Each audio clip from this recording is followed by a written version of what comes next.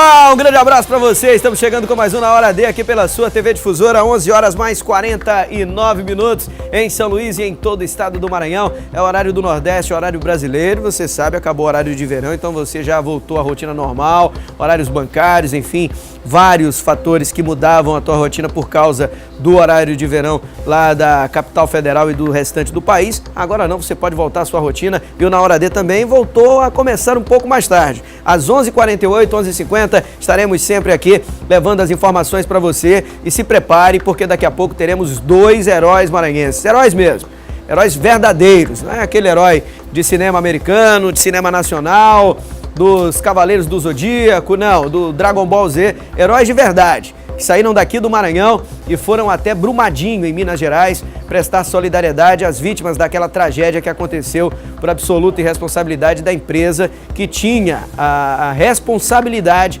de garantir a segurança, principalmente de quem trabalhava lá em Brumadinho. Daqui a pouco nós vamos falar sobre esse assunto no programa Na Hora D, com a presença do Major do Corpo de Bombeiro, comandante Patrício, que comandou a operação lá em Minas Gerais, e também a Cabo Brenda. Os dois estiveram lá com uma equipe de 22 bombeiros maranhenses que estiveram em Minas Gerais e vão falar sobre essa ida dos maranhenses, a importância do trabalho, da junção de todos em relação ao que aconteceu lá em Brumadinho, onde gente de todo o país acabou sendo enviada para lá para poder ajudar. O WhatsApp da TV Difusora é o 991968622. Anotou? Anote aí, 991968622. É importante a sua participação para explicar como é que está a sua cidade, como é que amanheceu hoje, com muita chuva ou não, ou simplesmente pedir um alô, pedir um abraço para a gente que está aqui Na Hora D da TV Difusora. Um abraço à galera que acompanha sempre o nosso programa. Ó, e vamos começar girando com as informações. Bombeiros maranhenses que fizeram parte do resgate das vítimas em Brumadinho, no estado de Minas Gerais, foram homenageados com a entrega de medalha da Ordem dos Timbiras, a mais alta comenda do estado. Eu acabei de falar da importância do trabalho que eles realizaram lá, dois deles estão aqui e nós vamos ver primeiro como foi a cerimônia. Todos os 22 bombeiros maranhenses que participaram dos trabalhos em Brumadinho, Minas Gerais, estiveram presentes na solenidade. Os militares atuaram na localização de corpos de quem acabou sendo levado pela lama de rejeitos após o rompimento da barragem da mina Córrego do Feijão. Um trabalho extremamente delicado e que exigia das equipes muito esforço físico e equilíbrio emocional. Tinham dias que eram 13, 14 horas de exposição e principalmente a fadiga muscular, o cansaço, eles batiam. Mas o sentimento de solidariedade, principalmente através das manifestações das famílias, nos deixavam de pé. Bombeiros que atuaram na operação falam das experiências vividas, mas também relatam as dificuldades enfrentadas em Brumadinho. Um trabalho que, acima de tudo, serviu para amenizar a dor das famílias que perderam pessoas queridas nesse desastre. O David, que é primeiro-tenente, permaneceu em Brumadinho por 10 dias. E dessa operação, ele conseguiu extrair muitas lições para a vida. Manter a responsabilidade no trabalho, porque, querendo ou não, alguma coisa que a gente deixa de fazer com uma certa atenção pode gerar danos para outras pessoas. E valorizar a família, valorizar a vida, valorizar as oportunidades que a gente tem a cada dia. Antes das condecorações, esse vídeo foi apresentado e mostrou um pouco do trabalho realizado nas áreas atingidas pela lama. Em seguida, o governador do estado deu início às mais que merecidas homenagens. Um a um, os profissionais que cumprem a missão de servir os cidadãos foram chamados para receberem a mais importante comenda do estado, a medalha da Ordem dos Timbiras. O reconhecimento pelo trabalho incansável e, acima de tudo, destemido desses homens. Nós assistimos essa equipe do Corpo de Bombeiros mostrando dedicação, solidariedade e capacidade técnica. Estamos homenageando, em primeiro lugar, toda a instituição, todo o Corpo de Bombeiros do Maranhão, que mais uma vez mostrou a qualidade dos seus integrantes.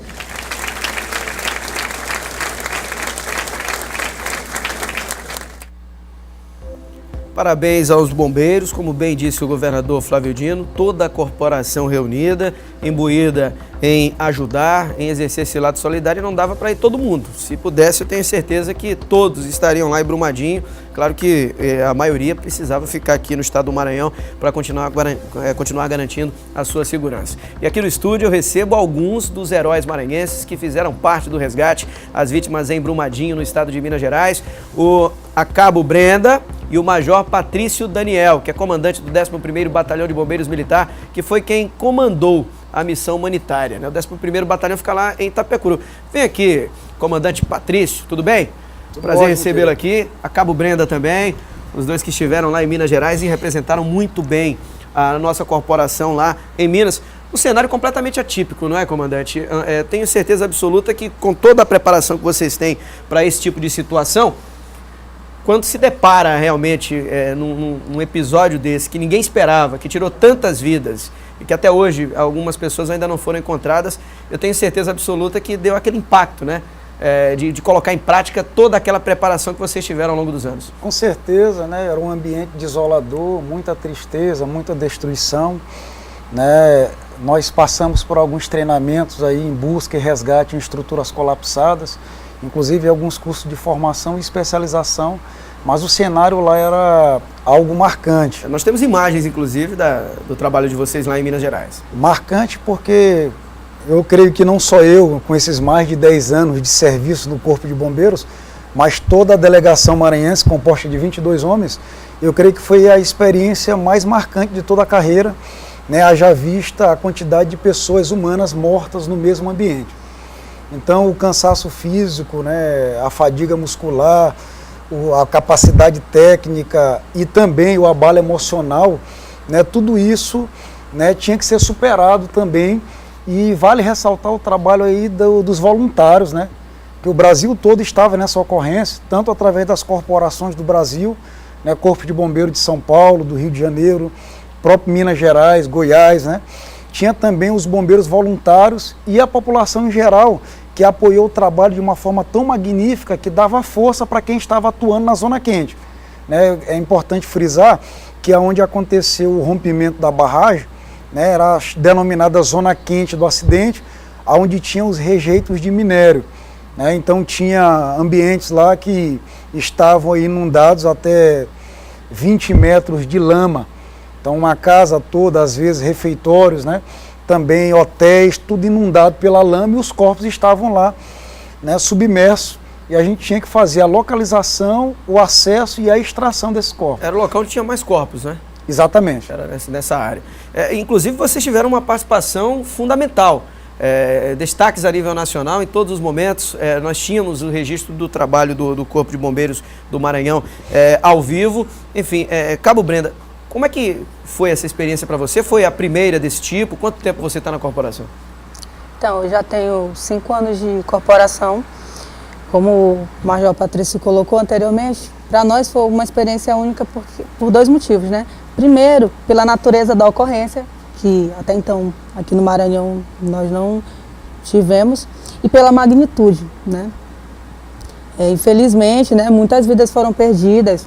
Ele colocou, foi um cenário bastante triste para nós, só que nós como os bombeiros profissionais, a gente tinha que naquele momento segurar as emoções, né? Não se emocionar com as pessoas, não é questão de ser frio, é questão de ser profissional mesmo, porque a gente acaba se envolvendo emocionalmente, pode perder o foco, né? Principalmente na área que era tinha bastante risco para a gente, desde os minérios que tinham ali, quanto à instabilidade do terreno, tinham locais que a gente conseguia caminhar, mas tinha locais que a lama era muito molhada e a gente afundava na lama. Então a gente tinha que estar de olho na nossa segurança, na segurança do companheiro que estava do nosso lado também. A verdade é que quando vocês saíram daqui, foi no segundo dia, né, do episódio, do rompimento da barragem.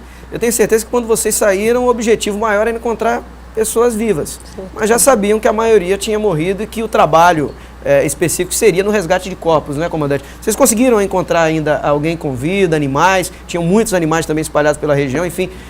Qual o balanço que dá para fazer do trabalho de vocês em relação ao resgate, né, seja de vítimas fatais, quanto de pessoas com vida, ou próprios animais, cachorros, gatos, bois? É importante frisar, né, que quando o rompimento da barragem aconteceu, algumas pessoas conseguiram sobreviver, né, correram para os pontos mais altos ali, né, do ambiente e conseguiram ficar com vida ainda, né? Então as aeronaves, que eram bastante, em torno de 18 aeronaves empregadas em toda a operação, né? E aí foi uma força-tarefa da Força Aérea Brasileira com as corporações de todos os estados que enviaram também aeronaves para lá. E aí, até o terceiro dia, né, também estavam localizando pessoas com vida perdida na mata. Até o terceiro dia? Até o terceiro dia, né? E a operação tiveram algumas fases, porque a partir de 8 dias já, né, todos os corpos que estavam na superfície conseguiram ser localizados pelas equipes de intervenção, inclusive o Maranhão, né, ele tinha pessoas que estavam pela corporação e tinham pessoas que também estavam atuando pela Força Nacional de Segurança Pública, certo, que são 7 que ainda continuam realizando um trabalho de excelência lá. Então essas pessoas eram lançadas nas equipes de intervenção, né, na zona quente, com EPI, né, equipada para poder adentrar, e era uma segurança do comando da operação que só adentrava na área quente quem tinha a especialidade para tal. E vale frisar que o Maranhão é um estado campeão nessa especialização. Por quê? Né, porque por vários anos já encaminharam vários militares para fazer o curso de busca e resgate em estruturas colapsadas, tanto em Brasília, quanto em São Paulo, quanto no Equador. Na cidade de Guayaquil, né, temos várias turmas de oficiais e praças também capacitadas nesse propósito. Então a força-tarefa foi utilizada pelo recurso que estava disponível e necessário para aquele momento.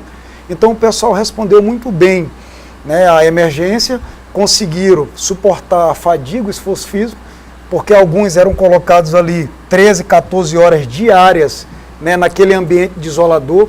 E aí o treinamento é importante também, né, porque eram pessoas que estavam passando por esse período de capacitação, então conseguiram suportar o emprego dessas técnicas. E lá podemos também aprimorar algumas tecnologias novas, né, com a utilização de equipamentos aí a nível nacional, né, como a bomba de sucção também de água suja, que faz uma técnica lá de desmanche hidráulica, onde a gente podia tirar, principalmente o barro, a areia, né, daquele ambiente, e tirar os corpos assim e resgatar as pessoas. Uma das cenas mais marcantes de todo esse trabalho realizado lá de resgate do Corpo de Bombeiros é uma cena onde uma comandante de um helicóptero, acho que logo no começo, ela conseguiu resgatar 4 pessoas. Se eu não estiver enganado, 3 ou 4 pessoas que estavam, né, conseguiram ficar numa área um pouco mais alta.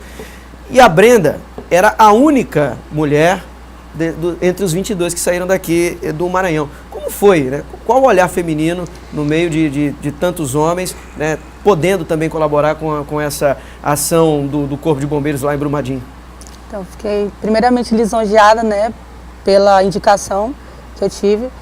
Assim como os militares que estavam lá, eu também passei por treinamento físico, treinamento psicológico, não foi aleatório, né, já havia treinando há algum tempo e fiquei muito honrada de estar lá porque eu pude desempenhar o meu papel lá, as mesmas funções, a gente estava submetido à mesma carga física, à mesma carga psicológica, né, e eu fico sempre feliz em estar representando o efetivo feminino, que às vezes a gente, né, por ser fisiologicamente mais frágil, né, às vezes é meio colocado algumas limitações, mas em compensação tem outras funções que vocês fazem bem melhor do que os homens, né? E é por isso que é importante ter uma mulher no trabalho para poder auxiliar e trabalhar de forma efetiva como a Brenda trabalhou, não é isso, Patrícia? Com certeza, né? O corpo feminino, ele complementa as ações. Então, em alguns ambientes, por exemplo, ela tinha mais facilidade em entrar, chegar, né, principalmente nos tapumes, que eram obstáculos para poder chegar até onde estavam os corpos, principalmente. Então, isso foi um trabalho de excelência. Tinha ela e tinha outros, né, do efetivo feminino de todo o Brasil. É uma ocorrência que o Brasil se uniu, né, por Brumadinho, tanto do ponto de vista das forças e agências de segurança pública, quanto do ponto de vista da população em geral, né? Vale frisar que os voluntários até montaram lavanderias, né, cartas que muitas das vezes nos deixavam, né, desmotivados pelo cansaço. E aí, quando a gente voltava da zona quente, a população estava lá de braços abertos, né, batendo palma, aplaudindo e gerando principalmente esse incentivo para que nós continuássemos o nosso trabalho. Agora, nós conversávamos antes de iniciar o programa na Hora D em relação ao Maranhão. O senhor falava que aqui tem 5 barragens que podem proporcionar um risco parecido ou algum risco à população? Como é que o senhor classifica as barragens que temos aqui? Na verdade, vai ser feito um levantamento e um estudo, né, para fazer esse aprimoramento aí dessa supervisão, tá? E aí esse também foi um dos álibis, né, para que fosse enviada uma equipe para que tivesse essa vivência aí operacional e tanto também da gestão da ocorrência. Porque lá em Brumadinho, né, vale frisar que o Corpo de Bombeiros, ele coordenou o trabalho de diversas agências envolvidas. Então era um evento com uma magnitude, né? Então a vivência operacional, né, dos militares que foram enviados foi também no intuito de trazer, né, essa organização e essa coordenação dos trabalhos. Então com certeza vai ser realizado um levantamento, né, uma supervisão, uma coordenação e também será elaborado um plano de emergência, né, para que a corporação possa ser empregada, né, em ocorrências dessa magnitude. A gente viu aí recente uma barragem em Pinheiro, que inclusive os bombeiros estão lá, né? O nosso comandante-geral, ele esteve presente junto com o subcomandante, que é o coronel Isaac, comandante adjunto, que é o coordenador executivo de proteção e defesa civil. Certo. Então, a gente vê a importância, né, do emprego da corporação nessas ações emergenciais de socorro. Então, lá em Brumadinho, né, tinha forças tanto a nível federal, a nível estadual, a nível municipal, e aí o Corpo de Bombeiros de Minas Gerais, ele esteve coordenando o trabalho como especialidade naquele incidente. Haja vista que essa não foi a primeira ocorrência dessa natureza, né? Então, nos últimos 10 anos, eles tiveram lá, né, 4 ocorrências com rompimento de barragem, e eles têm um curso, inclusive, específico, né, para essa expertise, para esse atendimento. Pois é, a barragem do Pericumã que precisa de um reparo urgente para que não necessite mais de paliativos, como foi feito agora. O cabo está funcionando, a barragem voltou a funcionar na sua normalidade, mas claro, ainda precisa de um trabalho a ser realizado. A equipe do Corpo de Bombeiros está lá, equipes também do governo federal já foram enviadas. E nós recebemos agora a informação da nossa equipe da TV Difusora de Pinheiro que o nível do rio Pericumã já baixou. Vários bairros que estavam alagados não estão mais e a situação voltou à normalidade. Eu vou aproveitar a presença do comandante Patrício, também da Cabo Brenda, aqui nos estúdios do Na Hora D, para mostrar o trabalho da Defesa Civil, que realizou uma vistoria na barragem do Rio Flores, lá em Joselândia, próximo a Pedreiras. A atenção é para que seja feita a manutenção regular na barragem, que não oferece riscos para as comunidades ribeirinhas, mas precisa, claro, de reparos. A reportagem é do Tony Maranhão. Joselândia, município este localizado a 276 quilômetros da capital maranhense. Aqui encontra-se a barragem do Rio Flores, um dos principais afluentes do rio Mearim, cuja sua vazão chega a 300 metros cúbicos por segundo, com capacidade para 1 bilhão e 400 milhões de metros cúbicos d'água. A barragem do Flores chega a medir também cerca de 30 metros de altura. Iniciada sua construção em 1983, somente 5 anos após a barragem do Rio Flores foi concluída, ou seja, em 1987. Sua principal finalidade era conter as enchentes da bacia do Mearim, o aproveitamento de água para irrigação de lavouras, além da produção de energia elétrica. Mas, infelizmente, com o passar de todos esses anos, nos dias atuais, a barragem do Flores serve apenas como uma mera represa de água, o que espera que algo seja feito com urgência para que no futuro não venha causar danos maiores à população. É que após a tragédia ocorrida na cidade de Brumadinho, no estado de Minas Gerais este ano, toda a atenção foi redobrada à barragem do Flores, que mesmo não oferecendo nenhum tipo de risco, é importante que serviços de reparos sejam realizados constantemente. E mais uma vez, a equipe de Defesa Civil de Trizidela do Vale, Secretaria de Meio Ambiente, Corpo de Bombeiros e engenheiro estiveram no local verificando a situação atual a pedido do prefeito Fred Maia, para que outro relatório seja feito e encaminhado às autoridades que estarão participando no próximo dia 23 deste mês de mais um diálogo, na qual a barragem será o tema central do encontro. Nós trouxemos engenheiro, nós temos um agente aqui da Defesa Civil, nós trouxemos mais o pessoal do Corpo de Bombeiro para fazer um levantamento minucioso para a gente relatar e levar para nossas autoridades sociedade, através dos nossos deputados federais, senadores, que aqui é uma obra federal. A barragem passou por uma reforma e hoje está em pleno funcionamento, né? Então toda a população pode ficar tranquila. Para a população aqui no momento não existe nenhum tipo de risco iminente, mas também elaborar um dossiê para a gente enviar para as autoridades competentes, para que seja feito um monitoramento periódico da barragem e que exista um diálogo entre a empresa que faz o monitoramento e as prefeituras municipais e o governo do estado, para que a gente possa elaborar um plano de contingência para atender as cidades que possam ser afetadas com uma possível enchente. Perfeito, Tony Maia. Aliás, parabéns pela reportagem, pela edição, Tony Maia, que trouxe essa informação da barragem do Flores. Perfeito na colocação, porque não adianta agora que o prefeito de Pinheiro resolveu o problema lá da barragem do Pericumã e o prefeito que fica próximo da cidade da barragem do Flores, né, também está tentando resolver a situação, o pessoal lá de Trizidela do Vale e do entorno, buscando resolver esse problema, e aí a barragem volta a funcionar e o governo federal esquece. Não é bem assim, né? Infelizmente, os nossos senadores, né, já ouvi inclusive declarações do senador Everton, deputados federais também, eles irão cobrar, para que o governo federal não esqueça, porque a barragem volta a funcionar e não vem equipe, não realiza o trabalho de recuperação. Em relação a essa barragem que nós mostramos, a do Flores, o prefeito Fred Maia, ele se reuniu com o vereador, o Corró, ele é presidente da Câmara, é o apelido dele Corró, presidente da Câmara Municipal e outras autoridades para discutir a pauta que irá tratar da segurança na barragem do Rio Flores no dia 23. Como o Tony Flores falou na reportagem, esse assunto vai ser colocado em pauta no dia 23 e vai estar lá na Câmara de Vereadores do município de Pedreiras. É a cidade que tinha fugido aqui porque fica próximo também de Trizidela do Vale e envolve todos aqueles municípios que nós estamos acompanhando. E é isso que precisa ser feito. Comandante Patrício, qual a diferença da barragem de Brumadinho, que com rejeitos, o trabalho que era desenvolvido pela Vale e a barragem servia para a eliminação desses rejeitos, para essas barragens como a do Flores e do Pericumã? O risco é igual, a população em caso de rompimento da barragem pode ter consequências graves com vítimas, se esse trabalho não for realizado, enfim. Qual a diferença que dá para dizer, principalmente no que diz respeito ao trabalho do Corpo de Bombeiros? Notoriamente a barragem de rejeito para de água, né, ela tem uma densidade maior em decorrência dos minérios, né, e das substâncias químicas e ali estão expostas. Certo. Então, como é mais denso, é como se fosse uma lama.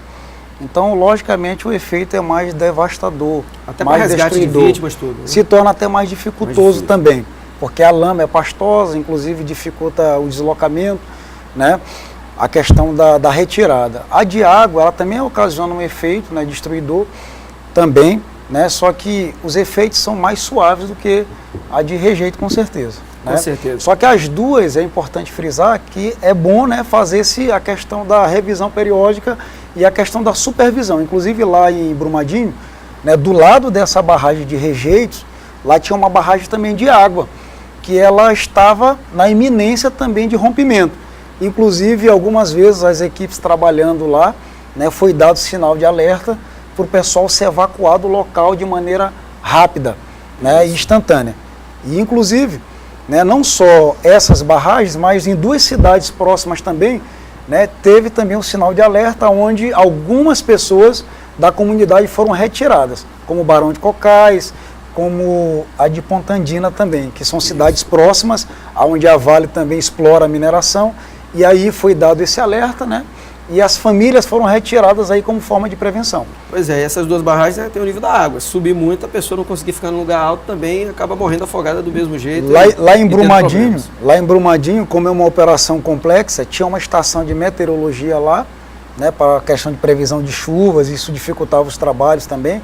E existia também uma estação de monitoramento constante, né, a cada 2 horas, né, essa estação de monitoramento da barragem, ela avisava o sinal para o comandante da operação, onde ele continuava mantendo as equipes em campo ou não.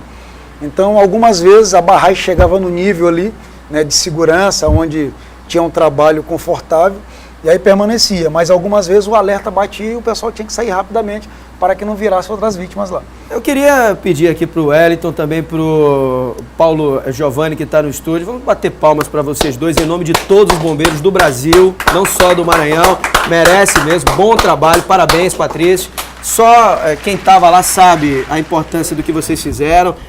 a importância de um familiar que teve alguém que morreu soterrado, pelo menos aquele resgate do corpo para você dar um enterro digno para o parente, enfim, o trabalho de vocês foi fantástico, parabéns, e que não precise mais desse tipo de tragédia o trabalho do Corpo de Bombeiros, mas que em outras situações a gente possa sempre contar com vocês. Nós agradecemos a oportunidade, né, e ao mesmo tempo, né, enfatizamos que a nossa corporação ela está pronta aí, né, para o emprego imediato, com equipes, né, que vão atuar e responder na capacidade técnica, inclusive com vários oficiais, praças também, né, com equilíbrio tanto técnico quanto emocional quanto físico, para que possam ser enviados, né, em outras missões, porque essa não foi a primeira, né? Inclusive teve um acidente no Equador que foi enviado uma equipe também, né, essa de Brumadinho. Então sempre que possível, né, e acontece um desastre dessa magnitude, né, o comando e o governo do estado, a Secretaria de Segurança, tem viabilizado o envio de homens para que possa auxiliar e adquirir essa experiência. Tá certo, obrigado, Brenda. Obrigada. Parabéns pelo trabalho e boa sorte, que você continue crescendo na corporação. Obrigada. Ok? Obrigado ao Corpo de Bombeiros do Maranhão, que cedeu, né, e permitiu a vinda da Cabo Brenda e do Major Patrício Daniel aos estúdios do programa Na Hora D, né? Inclusive nós íamos colocar um caso de uma mulher que botou fogo na própria casa. Brincadeira, o pessoal lá em Brumadinho precisando do apoio dos bombeiros, e no interior do estado tivemos uma questão dessa que infelizmente não vai dar pra gente rodar agora, mas ao longo da programação você vai ver. Olha só, a seguir tem o Bloco Esportivo, vamos trazer detalhes. A grande pergunta que a torcida do Sampaio faz é: cadê Andrei, melhor goleiro da Copa do Nordeste do ano passado, campeão pelo time do Sampaio Corrêa? Vamos trazer também detalhes da preparação do Imperatriz e a reclamação do Maranhão, que alega estar sendo perseguido pelas arbitragens, hein? Eu volto já.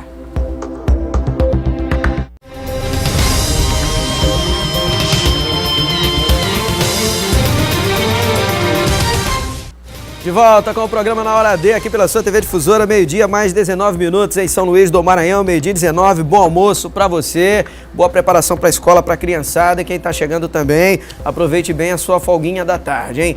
A Polícia Civil investiga o caso de pelo menos 3 mulheres que foram cortadas com lâminas durante as prévias carnavalescas no Largo do Caruçudo, lá no bairro da Madre Deus. E isso aconteceu no final de semana que passou.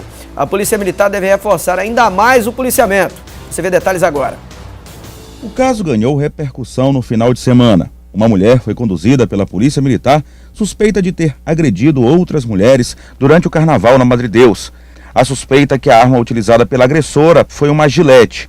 O caso está sendo acompanhado pela Polícia Civil, por meio do 1º Distrito Policial, que investiga crimes praticados na região central de São Luís. Então ela pode ter procurado atendimento médico, contado, relatado a história aos enfermeiros, aos médicos que fizeram o atendimento, e ainda não procurou uma unidade de polícia. Assim que ela procurar, nós vamos tentar, de alguma forma, conversar para ver se a gente identifica essas pessoas.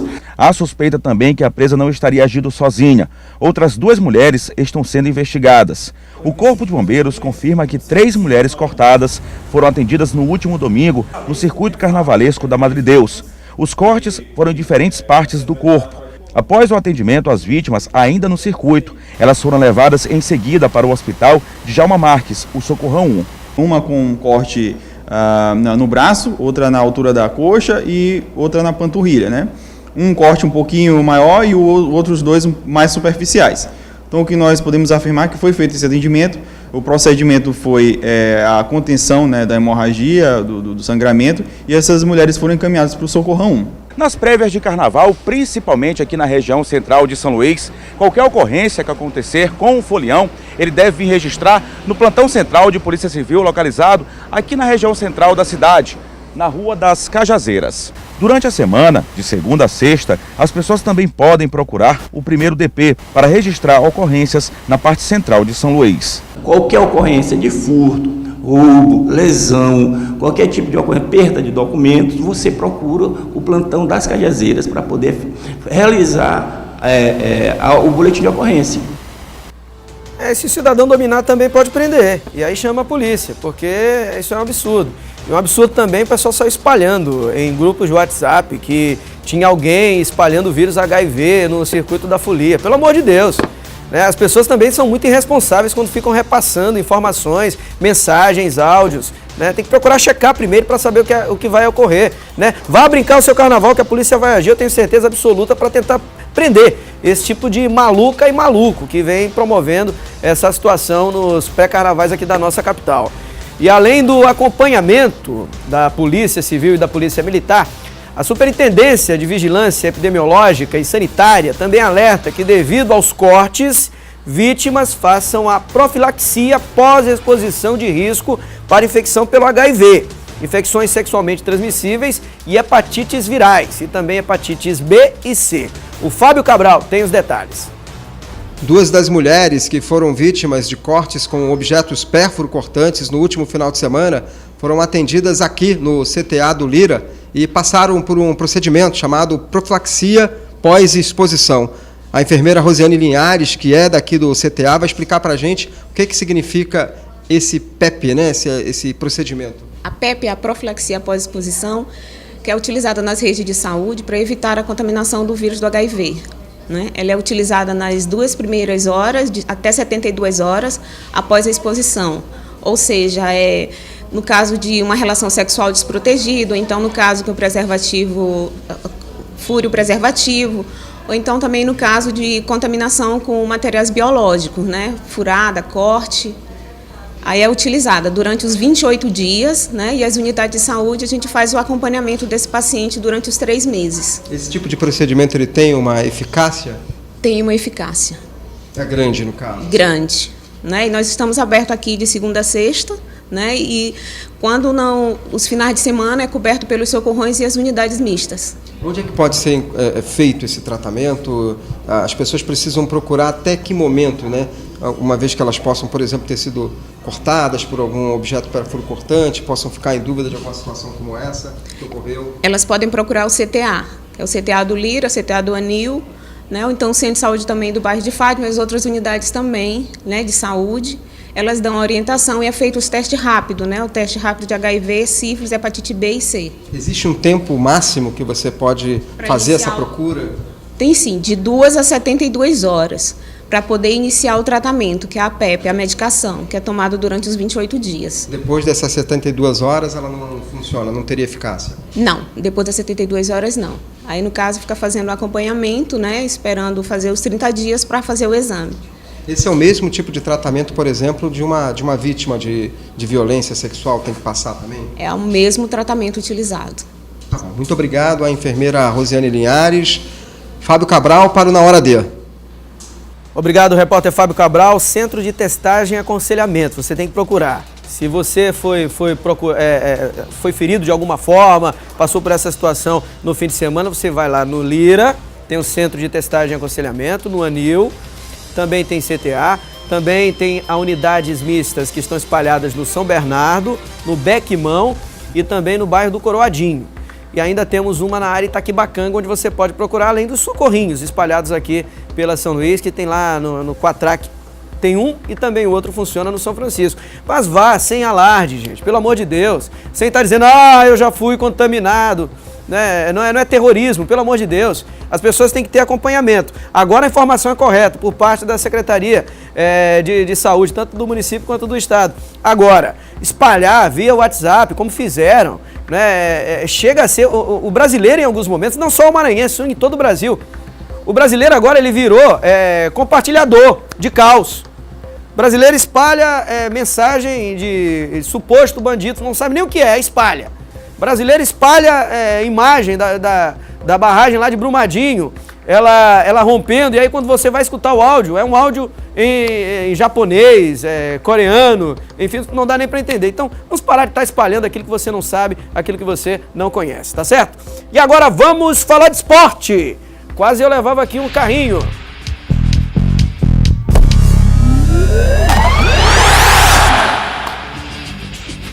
Pois é, quase eu levava um carrinho, você viu, né? Quase eu levava um carrinho, mas não era do goleiro Andrei. Não era do goleiro Andrei, porque o Andrei, ele ainda não apareceu. Mas já você vai saber se o Andrei vem ou não vem pro time do Sampaio Corrêa. Antes, vamos acompanhar aquele time que tá na crista da onda. O Cavalo de Aço tá muito bem, obrigado. Sabe por quê? Venceu o Maranhão. Era a vitória que faltava pro Cavalo de Aço ficar tranquilo. Agora vai enfrentar o Cordino fora de casa e fecha contra o Lanterna Santa Quitéria. Basta uma vitória para praticamente garantir a sua classificação. Confira a preparação do Cavalo de Aço para o jogo contra o Santa no dia 27, pela 6ª rodada do estadual. O campo do Centro de Treinamento do São José dos Quiribas, quase como um tapete assim verdinho, nem de perto lembrava o sufoco que foi jogar no último sábado no Frei Epifânio contra o Maranhão. Jogo difícil, mas equilibrado. Difícil porque o adversário, dificultou. Um adversário que correu bastante, lutou muito dentro do jogo, valorizou a nossa vitória. Mesmo treinando em um campo um pouco mais distante do que é de costume, tinha gente acompanhando de perto a evolução.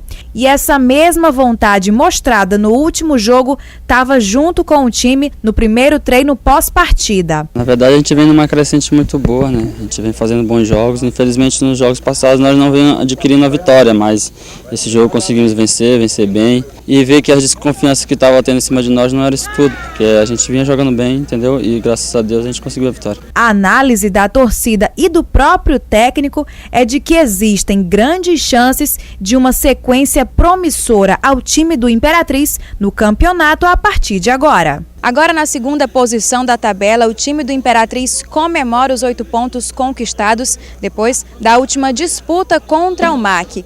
Daqui até o próximo jogo ainda tem alguns dias, mas durante esse tempo serão trabalhadas todas as áreas do grupo, para que os atletas entrem em campo 100%. E detalhe, o próximo jogo será fora de casa, no campo do adversário. A gente está preparando bem, né? Temos uns dias aí até o próximo jogo. Deixa eu ver que o professor Rui e o professor Fábio Nogueira vai nos dar um trabalho muito bom para que a gente possa pegar mais força ainda, para que a gente possa ir para o jogo e buscar as vitórias. Pois é, e a tranquilidade do Cavalo de Aço é a dor de cabeça do Maranhão. O Maranhão questiona esse pênalti, confira aí e tire a sua própria conclusão em relação à jogada do Júnior Chicão com o zagueiro do Imperatriz, o Cavalo de Aço. O Maranhão entrou com uma representação reclamando que foi prejudicado contra o São José e também nesse jogo. Foram 2 pênaltis. O do São José, eu acredito que não foi. Na minha opinião, o árbitro errou naquela oportunidade, mas esse aí, na minha visão, foi pênalti. O Júnior Chicão bateu e fez o gol do Imperatriz. Mesmo assim, o Maranhão está se precavendo, afinal de contas, tem o clássico contra o Sampaio no próximo sábado e é um jogo de vida ou morte. O Sampaio tem 7 pontos, o Maranhão tem 6, o Pinheiro já tem 7 e o São José, que tem um jogo a menos, tem 4. Lembrando que Pinheiro e São José também fazem confronto direto no sábado lá em Rosário.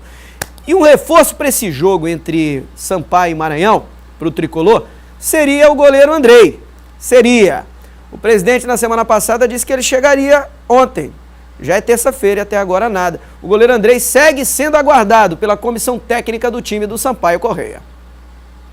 Na semana passada, o presidente Sérgio Frota garantiu que as férias do goleiro Andrei acabariam ontem, segunda-feira, dia 18 de fevereiro. O Andrei, eu iniciei uma negociação em Portugal, depois iniciei uma negociação com o futebol do Uruguai, né? Era para ele estar aqui na segunda-feira, ele pediu uma semana, deve estar muito cansado. Mas brincadeira à parte, ele vem, sei que, na minha opinião, o maior goleiro do futebol maranhense de todos os tempos. Foi eleito o melhor goleiro da Copa, o melhor jogador da Copa do Nordeste, né?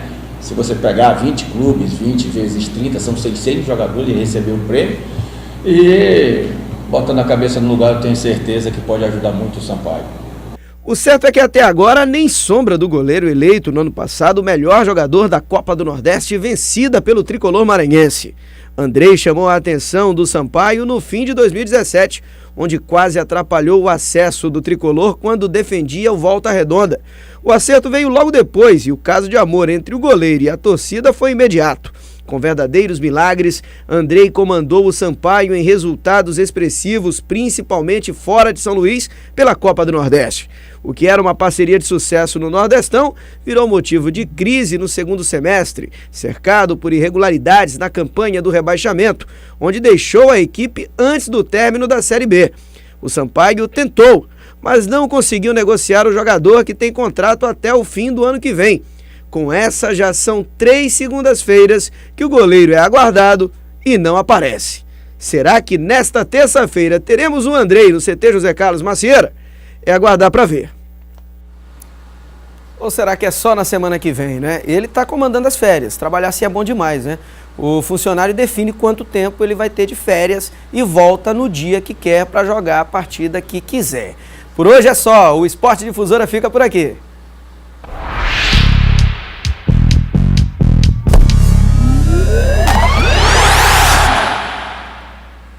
Brincadeira ou não? Vou pro intervalo e volto já já com a sequência do programa Na Hora D. Não saia daí, continue conosco.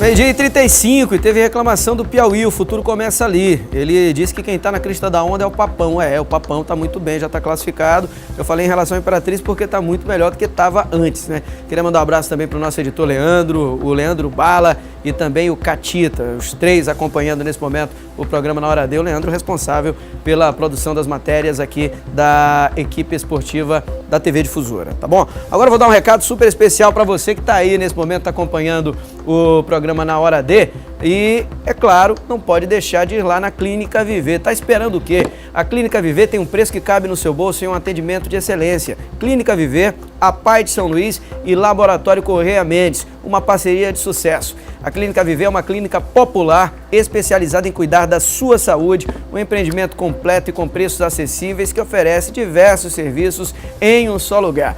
Consultas a partir de R$ 85,00, raio-x a partir de R$ 25,00, mamografia R$ 90,00, fisioterapia R$ 25,00, avaliação odontológica gratuita. A Clínica Viver possui especialistas como neurologia, ginecologia, cardiologia e odontologia. São 2 unidades, uma no centro, na rua Oswaldo Cruz, em frente à Caixa d'Água da Caema, né? Na Caixa d'Água da Caema você tem a Caixa d'Água aqui, bem em frente você tem a Clínica Viver. E a outra é localizada na Pai de São Luís, próximo ao Castelão. Agende mesmo agora a sua visita, a sua consulta médica, a sua ida para conhecer a Clínica Viver e seus exames pelos números 98-DDD 2016-7878 ou 98-DDD 3126-4223, hein? Clínica Viver. Viva melhor, viva com saúde. Vou repetir o endereço para você. A Clínica Viver fica em frente à Caixa d'Água da Caema, ali no centro, na rua Oswaldo Cruz, e a outra fica próximo da Pai de São Luís, no Castelão, bem do lado do Complexo Esportivo Canhoteiro, onde fica o estádio do Castelão.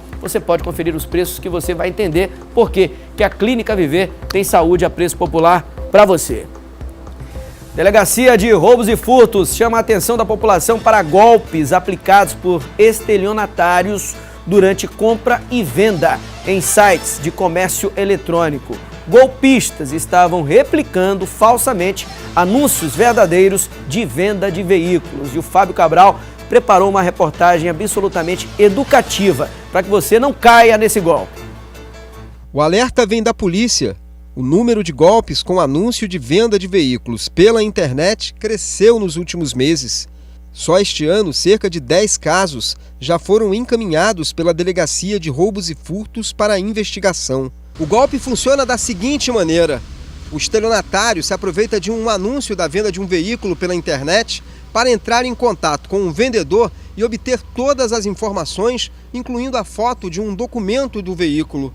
De posse dessas informações, ele replica o mesmo anúncio de uma página pessoal, como se ele fosse o verdadeiro vendedor. O que atrai compradores nesse caso é o preço, bem abaixo do mercado e do oferecido no anúncio original. Com uma proposta em mãos, o estelionatário dá a última cartada, promove um encontro entre vendedor e comprador sem que nenhum dos dois desconfiem que estão sendo vítimas de um golpe, até a hora que o dinheiro é transferido para uma conta do golpista. Existe uma pessoa, de boa fé que faz um anúncio no LX de um veículo que queira vender, um veículo de sua propriedade. Então, essa pessoa ela é contactada pelo golpista, o golpista, por meio do WhatsApp, coleta todas as informações do veículo, inclusive a pessoa cai até no erro de mandar a foto do documento do veículo, Então, esse golpista, em posse dessas informações, ele faz outro anúncio no LX, com o preço daquele veículo abaixo do valor do mercado, muito abaixo do valor do mercado. Suponhamos que um veículo que valha 50 mil, que esteja sendo anunciado verdadeiramente por 50 mil, o golpista ele anuncia por 40, por 35 mil. No próprio site, há recomendações para os clientes não caírem em golpes. A polícia orienta que o usuário de sites de venda pela internet desconfie de valores muito abaixo do mercado e não aceite nem transfira dinheiro para intermediários nessas negociações. Só fazer a transferência bancária para a conta da pessoa, conversar sobre todas as condições de negócio com a pessoa que lhe está apresentando o carro, né? E não fazer transferência em hipótese alguma para conta de pessoa diversa, porque o risco de acontecer esse tipo de golpe é muito grande. A aparência de negócio ilícito, de negócio muito bom que eles dão é muito grande, é um golpe muito bem feito. O nosso objetivo é divulgar isso para que as pessoas não caiam, né, para que possam evitar o máximo possível, porque depois que o dinheiro se vai, é muito difícil de recuperar. Tome muito cuidado, o alerta já foi dado para você, essa reportagem vai estar no ma10.com.br. E amanhã foi de sessão na Câmara Municipal de São Luís, os detalhes com o repórter Eduardo Ericeira. Na sessão desta terça-feira, aqui na Câmara Municipal de São Luís, 2 pontos importantes. A nossa equipe conversou com o presidente da casa, o vereador Osmar Filho, que falou sobre 2 assuntos importantes. A questão da visita de uma comissão de vereadores à capital federal, a Brasília, em que ele esteve presente, conversou com várias autoridades do governo federal e também a formação das comissões previstas para ser anunciadas já na próxima semana. Também aqui na casa houve a informação de que na ordem do dia da próxima segunda-feira, já da próxima semana, será colocado em pauta a questão da votação do projeto de lei que trata dos serviços de transporte por meio de aplicativos. Vamos ouvir o que o presidente da casa, o vereador Osmar Filho, falou sobre os 2 assuntos e também o vereador Paulo Vitor, que é autor do projeto de lei que trata aí dos serviços de transporte por meio de aplicativos. Foi uma visita importante, tratamos de assuntos de interesse da casa e da cidade de São Luís, acima de tudo. Tivemos o Ministério do Turismo, acreditando no potencial turístico que tem a nossa cidade e acreditando mais ainda que o turismo é um grande setor que impulsiona a nossa economia, e tivemos tratando de investimentos para a cidade de São Luís, sobretudo das nossas praias e centro histórico. Tivemos também com o Banco do Brasil tratando de microcréditos para aqueles trabalhadores que estão na informalidade, para a partir daí, com uma taxa de juros ínfima, possam se formalizarem, possam se regularizarem e gerar emprego e renda para a cidade, que será revertido em bens e serviços a toda a população. Foi incluído na pauta de segunda para segunda-feira a inclusão do projeto que regulamenta a atividade de transporte individual de passageiros, que são os Ubers e outros aplicativos. Chegamos a uma prévia discussão ontem aqui na Câmara, na casa, né? Tem algumas emendas que foram entradas dentro do projeto. Uma delas é do vereador Marquinhos, que já conversei com ele e ele retirou, que era a questão da limitação de carro, mas ainda tem uma de um outro colega. Então, me posicionarei contra as limitações dos veículos na cidade, e eu tenho certeza que a gente regulamentará o projeto de forma salutar. Eduardo Ericeira para o Na Hora D. Obrigado ao repórter Eduardo Ericeira. O jovem Estevão Alencar é de Santa Luzia do Paruá, no oeste maranhense. Ele entrou em contato para informar o desaparecimento do irmão dele, desde as 6 da manhã do último domingo, não é? O jovem Luiz Magno Alencar, filho, ele tem 17 anos. Luiz Alencar, filho, esse que está na foto aí, ele tem 17 anos e foi visto pela última vez em Zedoca. Segundo a família, o adolescente teria tentado comprar uma passagem para cá, para a capital maranhense. Informações podem ser repassadas pelo telefone 98 DDD 99612 5058. Vou repetir, 99612 5058. Se você viu esse rapaz aqui em São Luís, entre em contato com a família dele. Ele está desaparecido, a família está angustiada, querendo saber informações em relação ao paradeiro desse garoto, hein? Fique atento, para que você possa, quem sabe, ajudar. E olha, equipes de segurança da SEMAR fazem visitas técnicas amanhã aos barracões das escolas de samba em São Luís. Essas visitas fazem parte das ações preventivas para o período carnavalesco. O principal objetivo das visitas é reforçar as orientações sobre como prevenir acidentes com a rede de energia elétrica e também garantir o fornecimento de energia com a máxima continuidade e também com segurança. A Semar vai inspecionar as escolas de samba localizadas na Vila Palmeira, no Sacavém, na Madre Deus, na Areinha, no centro de São Luís e também em São José de Ribamar, para averiguar as ações carnavalescas, não é, que estão sendo realizadas por todas essas escolas de samba e blocos de carnaval. Na ação, um dos pontos principais será a verificação da altura dos carros alegóricos nos barracões das escolas de samba e nós estaremos acompanhando, claro, para trazer os detalhes para você, para ver se está tudo certo, né? Para acompanhar se está tudo certo. Em Bacabal, a 240 quilômetros de São Luís, uma mulher que sofre com problemas mentais, ela teria ateado fogo na própria casa. O Corpo de Bombeiros foi acionado para conter o princípio de incêndio. A reportagem é do Samuel David, com imagens dele, Acelino Barros.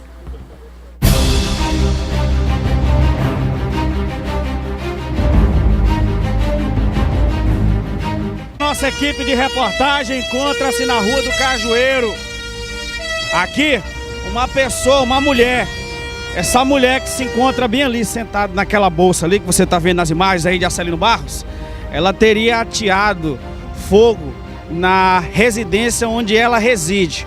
Moradores aqui da Rua do Cajueiro, na tentativa de evitar um mal maior desse incêndio, utilizaram uma escada por cima do telhado para jogar água e assim conter o incêndio. A equipe de bombeiros aqui da cidade de Bacabal acaba de chegar aqui no local para averiguar a situação, e o que a gente ouve aqui dos populares é de que não há condições nenhuma dessa senhora que você vê aqui nas imagens aqui em cima da bolsa conviver nessa residência sozinha. Haja vista que, pelas informações que foram repassadas, ela teria aí problemas mentais e algumas ocasiões ela acaba aí tendo algum tipo de reação que leva a preocupar os moradores aqui que moram próximo da residência dela. A preocupação da equipe dos bombeiros nesse momento é para isolar aqui a área, que a preocupação é de que o telhado possa ceder e possa cair aqui e possa aí prejudicar alguém que esteja aqui dentro da residência. Será isolado, já foi informado aqui aos vizinhos, né, que foi comprometido realmente parte do telhado, não todo, mas parte do telhado, quer dizer, a grande parte do telhado e a questão da estrutura, mas nós já informamos aqui os vizinhos tanto da direita quanto da esquerda sobre a situação. Rapaz, o David é corajoso, né? O repórter da TV Difusora, ele estava lá dentro da casa. Ele dizia, essa casa aqui corre risco de cair a qualquer momento e eu estou aqui nesse momento mostrando, registrando para você, né? E a senhora claramente tem problemas. A pessoa toca fogo na casa e vai sentar na bolsa como se nada tivesse acontecido, né? O Corpo de Bombeiros agiu rápido, mais um bom trabalho do Corpo de Bombeiros. Queria aproveitar para mandar um abraço para o seu Costa, lá no Mercadinho Araiose, está acompanhando o programa Na Hora D. Queria aproveitar também para mandar um abraço para o meu amigo Mauro Motense, que está lá no João de Deus. Um abraço aos amigos do João de Deus. Amigos da Feira da Liberdade, impressionante o carinho que tem quando a gente chega lá na Feira da Liberdade. Seu Benício, rapaz, e a dona Nicinha, amigos da Feira da Liberdade, acompanhando o programa Na Hora D. O Levizinho já está pronto para ir para a escola, lá com a mãezinha dele, com a Fabiana. Um beijo para vocês no coração, estou chegando já aí. E também queria aproveitar para agradecer o apoio da torcida do Motoclube de São Luís, do Rubro Negro Maranhense, a torcida Moto Bangers, que já está se preparando, inclusive, para fazer uma caravana lá em Natal, no Rio Grande do Norte, onde o Moto encara o ABC pela Copa do Brasil, viu? Um abraço a todos vocês, uma terça-feira abençoada a todos e amanhã vamos trazer a resposta. Será que o Andrei vai aparecer ou não no treinamento do Sampaio Corrêa, hein? Você confere mais informações daqui a pouco às 7h20 no Jornal da Difusora. Na sequência tem ele, Zé Cirilo. O Na Hora D fica por aqui. Tchau! Um abraço! Campeão de 1000 feitos gloriosos, de heroísmo sem par e de coragem, recebe agora mesmo nesse instante a nossa mais esplêndida homenagem. Ó moto surpreendente, time de fibra e de garra.